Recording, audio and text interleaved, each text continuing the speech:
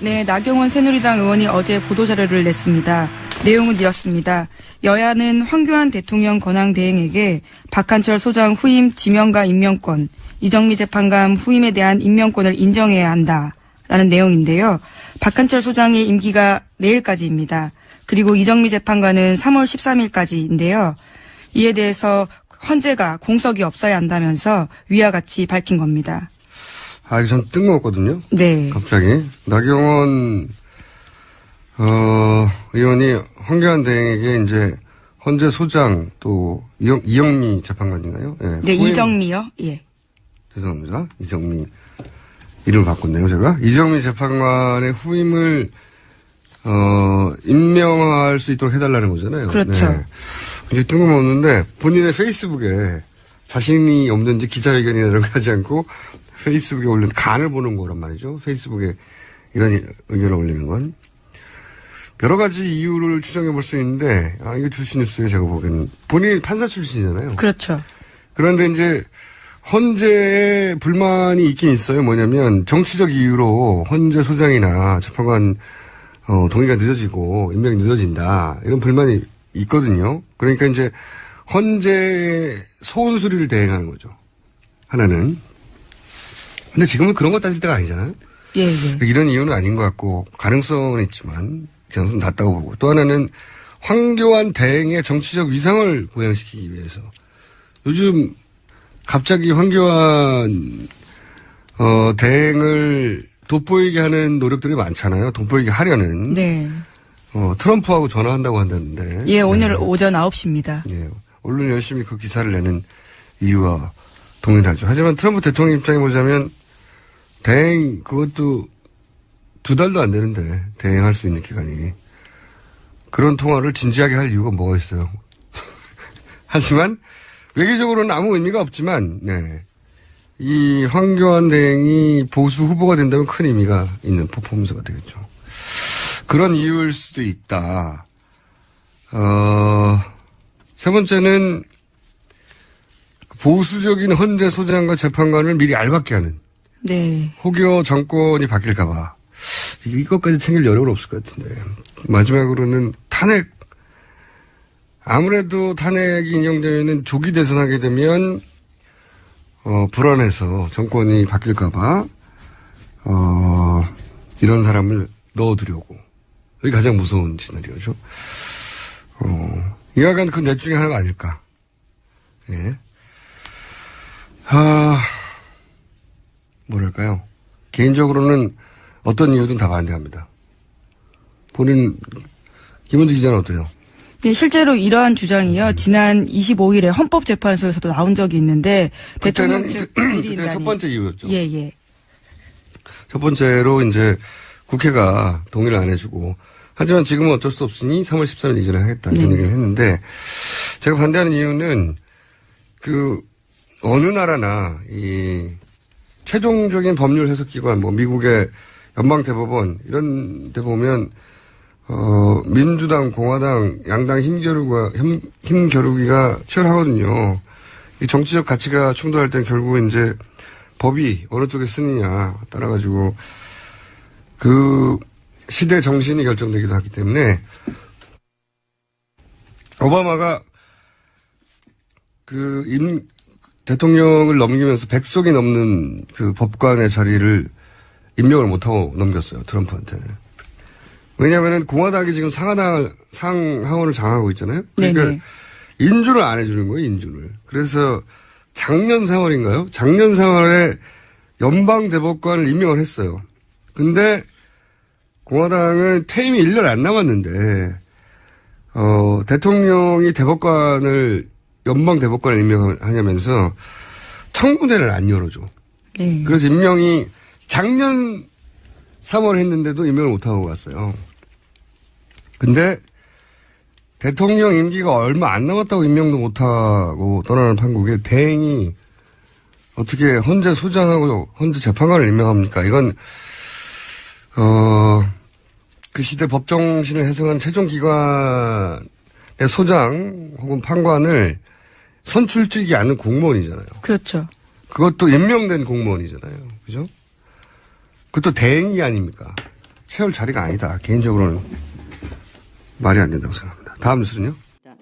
나경원 의원이 특정인이 주도하는 정당은 안 된다. 그러면서 이제 탈당을 유보한 상황인데요. 좀 조금 더 구체적으로 밝혔어요. 한 언론하고 인터뷰를 통해서 네. 유승민, 김무성 당이냐. 그건 네. 곤란한 거 아니냐. 무슨 개인 네. 사당화. 그러니까 여기도 친박당이라고 비판하면서 나갔는데 결국 그 당도 유승민, 김무성이 다 하는 당이면 곤란한 거 아니냐. 이런 얘기를 했거든요. 이 점은 어떻게 보십니까? 그러니까 유승민, 김무성 당이라는 표현은 제가 볼 때는 그런 표현 하셨나요?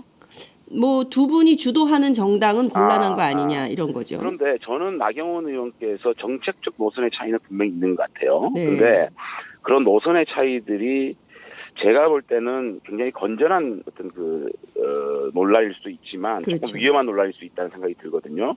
사실은 노선이 쌍방간 이해가 되지 않으면 같이 하지 못하지 않겠습니까? 네네. 그럼에도 불구하고 저는 그 유승민 대표가 분명히 자기 자신이 경제를 조금 더 진보적으로 가자, 개혁적으로 가자라는 얘기를 한 거지, 당론이나 당을 좌지우지하다는 얘기는 아니라는 입장을 분명히 밝혔어요. 네. 저도 사실은 유승민 대표의 그저께 밤에 전화를 받았거든요. 네네. 그런 입장이 전달이 됐습니다. 그런데 나경원 의원하고는 여러 제가 깊게 얘기를 해봤는데 네네. 그럼에도 불구하고 자신은 유승민 대표가 그런 행동을 하는지 조금 더 지켜보고 결단을 하겠다. 이런 네. 얘기거든요. 그래서 그런 오해의 소지. 이를테면 저희 당이 네. 조금 더 개혁적인 경제정책, 네. 조금 더 고전적 보수의 경제정책을 가지고 논란이 되고 이 부분에 대해서 상당한 토론이 되는 건 굉장히 건전한 그럼요. 토론이라고 보고 네. 그럼에도 불구하고 그것이 한두 사람의 어떤 세력 때문에 이것이 좌지우지돼서는 안 된다라는 부분에 대한 나경원의 생각이고 네. 그것을 지켜보고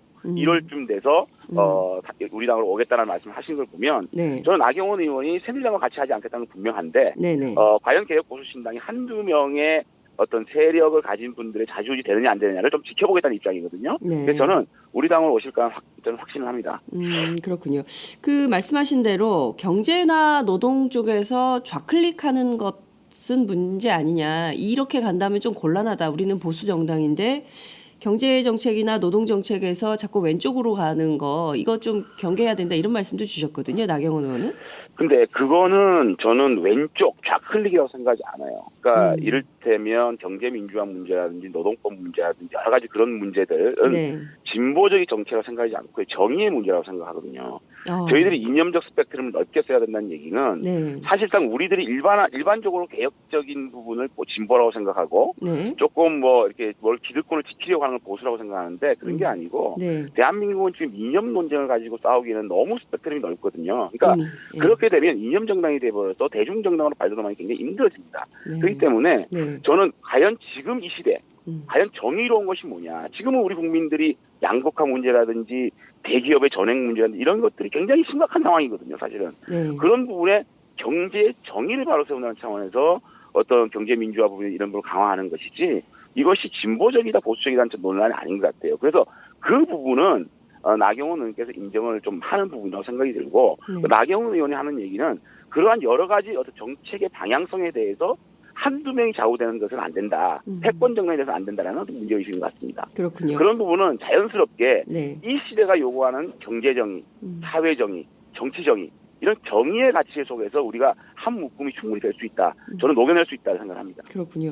그런데 지금 중요한 건 진보 보수냐 이게 중요한 것이 아니라 이제 더 이상 이렇게 부정부패, 정경유착 이거 뛰어넘는 새로운 정의로운 대한민국을 좀 만들었으면 좋겠다라는 것이 광장의 요구이기도 하기 때문에 이 정의의 관점에서 풀면 문제될 것은 없는 것 같다 이런 말씀도 주셨습니다. 예, 사실은 저희 보수의 가치 중에 네. 가장 중요한 가치가 저는 책임이라고 보거든요. 맞습니다. 지금 사실은 새누리당을 주도하고 있는 세력들이 이 정부가 이렇게 오고 우리 보수가 이렇게 괴멸되는 데한 책임이 있지 않습니까? 네. 그 부분엔 책임을 안 진다는 문제의식이고 두 번째는 대한민국의 지금 정의가 무너진 겁니다. 네. 정의롭지 못하지 않습니까? 네. 이런 모든 신성한 권력들이 사인에게 이게 이양되고 그 사인이 또 부정부패를 저지르고 네. 정의를 바로 쓴다는 관점 하나하고 네. 또는 대한민국이 공정하지 못합니다. 지금 너무 어떤 특권, 편법, 특혜 이런 게 난무하는 대한민국이 되어버리지 않았습니까? 네. 그렇기 때문에 저희 보수의 가치입니다. 그건 정의와 또 공정과 또 책임이라는 거는 우리 보수의 핵심적인 가치인데 네. 이게 무너져 버리기 때문에 보수를 지지하시는 분들이 새누리당으로 등을 돌린 거거든요. 어떤 정의의 가치에서 우리 보수의 지지층을 흡수를 하고 네. 또 우리가 좀 더 따뜻하게 사회적인 약자라든지 또 좀 뒤처진 분들이라든지 좀 이렇게 힘들어하시는 분들을 좀 더 끌어안는 그런 모습을 보일 때 어떤 중도까지도 끌어안을 수 있을 때 네. 저희들은 상당히 대중정당이 되고 그 가치 속에서 보수 가치가 다시 세워진다고 저는 생각을 합니다. 네. 그 따뜻한 보수, 그러니까 사회적 약자에 대한 배려, 이런 것까지 포괄적으로 한다면 중도까지 포괄하는 정당으로, 대중정당으로 발돋움할 수 있을 거라고 봅니다. 결국은 지금 이 시대의 화두는 격차에서거든요. 대한민국이 점점 자유시장 경제에 피도 눈물도 없는 자유시장 경제 속에서 사실은 너무 가진 자들은 그것이 대물림되고 또 학벌까지 대물림되고 이런 상황에서 공정하지 못한 스타트 라인에서 우리 젊은이들이 있거든요. 네. 거기에 대한 격차를 어떻게 해소할 것이냐. 이 부분에 대해서 우리가 고민을 하지 않을 수가 없는 상황이 왔는데 네. 그거를 저는 자클리라 생각하지 않는 거거든요. 저는 정의의 관점에서 대한민국의 가장 큰 이슈인 양극화 해소. 그것이 또 청년 일자리로 나타날 것이고 이런 부분을 포용하고 끌어안는 정책으로 가야지만 네. 우리 국민들의 요구거든요. 네. 그걸 받아들이는 정당이 돼야 된다. 저는 이렇게 생각하는 거죠. 지금 그걸 결코 자클릭으로 생각하지 않습니다. 예, 말씀하신 지금 이 책임, 정의, 공정, 예. 이 가치들, 따뜻한 보수, 이것은 좌클릭이 아니다라고 나경원 의원과 수차례 말씀하셨을 거 아니에요, 그죠? 그렇죠. 그러니까 네. 나경원 의원도 이런 부분에 대한 공감을 하지만 네. 한두 명이 이를테면 공당에서는 룰이 있고 팀이 있고 분야가 있지 않습니까? 네. 그 분야에 있어서 한두 명이 모든 걸 지금 전행해 왔잖아요. 우리 보수 정당들이 보면 네. 한 명의 어떤 패권 주자나 어떤 세력을 가진 분들 네. 그렇게 되면 앞으로 다음 패러그래프에서 논의되는 과정들도 그렇게 정리될 수가 있는 부분이거든요. 그런 것들을 어떤 시스템상의 문제 네. 또 그것이 무조건 정의라고 생각하는 바르다고 생각하는 그런 생각들 이런 것들에 대한 경계심을 저는 보여줍니다. 네, 알겠습니다. 외교적으로는 아무 의미가 없지만 네. 이 황교안 대행이 보수 후보가 된다면 큰 의미가 있는 퍼포먼스가 되겠죠. 그런 이유일 수도 있다. 세 번째는 보수적인 헌재 소장과 재판관을 미리 알박게 하는 네. 혹여 정권이 바뀔까봐 이것까지 챙길 여력은 없을 것 같은데 마지막으로는 탄핵 아무래도 탄핵이 인용되면 조기 대선하게 되면 불안해서 정권이 바뀔까봐 이런 사람을 넣어두려고 이게 가장 무서운 시나리오죠. 이와간 그 넷 중에 하나가 아닐까. 예. 뭐랄까요. 개인적으로는 어떤 이유든 다 반대합니다. 본인, 김은지 기자는 어때요? 네, 실제로 이러한 주장이요. 지난 25일에 헌법재판소에서도 나온 적이 있는데 대통령 측 그때는 첫 번째 이유였죠. 예, 예. 첫 번째로 이제 국회가 동의를 안 해주고 하지만 지금은 어쩔 수 없으니 3월 13일 이전에 하겠다 이런 얘기를 했는데 제가 반대하는 이유는 어느 나라나 이 최종적인 법률 해석기관 뭐 미국의 연방대법원 이런 데 보면 민주당, 공화당, 양당 힘겨루기가 치열하거든요. 이 정치적 가치가 충돌할 때는 결국 이제 법이 어느 쪽에 쓰느냐 따라가지고 그 시대 정신이 결정되기도 하기 때문에 오바마가 대통령을 넘기면서 100석이 넘는 그 법관의 자리를 임명을 못하고 넘겼어요. 트럼프한테. 왜냐하면 공화당이 지금 상하원을 장악하고 있잖아요. 그러니까 네네. 인준을 안 해주는 거예요. 인준을. 그래서 작년 4월인가요? 작년 4월에 연방대법관을 임명을 했어요. 근데 공화당은 퇴임이 1년 안 남았는데 대통령이 연방대법관을 임명하냐면서 청문회를 안 열어줘. 네. 그래서 임명이 작년 3월 했는데도 임명을 못하고 갔어요. 근데 대통령 임기가 얼마 안 남았다고 임명도 못하고 떠나는 판국에 대행이 어떻게 헌재 소장하고 헌재 재판관을 임명합니까? 이건 그 시대 법정신을 해석하는 최종기관의 소장 혹은 판관을 선출직이 않은 공무원이잖아요. 그렇죠. 그것도 임명된 공무원이잖아요. 그죠? 그것도 대행이 아닙니까? 채울 자리가 아니다. 개인적으로는 말이 안 된다고 생각합니다. 다음 뉴스는요? 나경원 의원이 특정인이 주도하는 정당은 안 된다. 그러면서 이제 탈당을 유보한 상황인데요. 좀 조금 더 구체적으로 밝혔어요. 한 언론하고 인터뷰를 통해서. 유승민, 김무성. 네, 나경원 새누리당 의원이 어제 보도자료를 냈습니다. 내용은 이렇습니다. 여야는 황교안 대통령 권한 대행에게 박한철 소장 후임 지명과 임명권, 이정미 재판관 후임에 대한 임명권을 인정해야 한다라는 내용인데요. 박한철 소장의 임기가 내일까지입니다. 그리고 이정미 재판관은 3월 13일까지인데요. 이에 대해서 헌재가 공석이 없어야 한다면서 위와 같이 밝힌 겁니다. 아, 이거 참 뜬금없거든요. 네. 갑자기. 나경원, 의원이 황교안 대행에게 이제 헌재 소장 또 이영미 재판관인가요? 예. 네, 이정미요? 예. 죄송합니다. 이정미. 이름을 바꿨네요, 제가. 이정미 재판관의 후임을, 임명할 수 있도록 해달라는 거잖아요. 그렇죠. 네. 굉장히 뜬금없는데 본인의 페이스북에 자신이 없는지 기자회견이나 이런 거 하지 않고 페이스북에 올린 간을 보는 거란 말이죠. 페이스북에 이런 의견을 올리는 건. 여러 가지 이유를 추정해 볼 수 있는데, 이거 주시 뉴스에 제가 보기에는 본인이 판사 출신이잖아요. 그렇죠.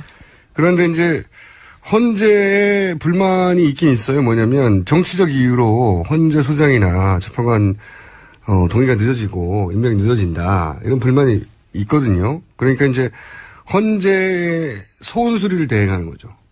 하나는. 근데 지금은 그런 거 따질 때가 아니잖아요. 예, 예. 이런 이유는 아닌 것 같고 가능성은 있지만 가능성은 낮다고 보고 또 하나는 황교안 대행의 정치적 위상을 보양시키기 위해서 요즘 갑자기 황교안 대행을 돋보이게 하는 노력들이 많잖아요. 돋보이게 하려는. 네. 트럼프하고 전화한다고 한다는데. 예, 오늘 네. 오전 9시입니다. 예. 언론이 열심히 그 기사를 내는 이유와 동일하죠. 하지만 트럼프 대통령 입장에 보자면 대행 그것도 2달도 안 되는데 대행할 수 있는 기간이. 그런 통화를 진지하게 할 이유가 뭐가 있어요. 하지만